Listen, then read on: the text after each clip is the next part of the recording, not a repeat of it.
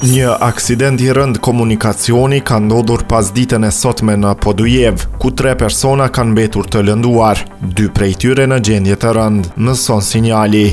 Ngjarja ka ndodhur sot rreth orës 17:45 në fshatin Lug, te varrezat e Bullegjve, ku siç mëson sinjali, në aksident janë përfshirë një vetur dhe një motociklet.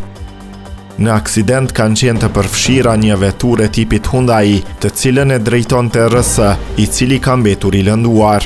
Ndërsa në motocikletën Yamaha kanë qenë 2 persona, MK dhe RB, të cilët kanë mësuar lëndime të rënda trupore.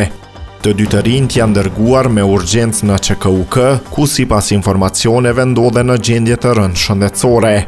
Siç mëson sinjali, për momentin nuk është konfirmuar ende se cili prej tyre ka qenë drejtuesi i motocikletës në momentin e aksidentit. Shkaqet e aksidentit janë ende të paqarta dhe rasti është duke u hetuar nga njësitë përkatëse.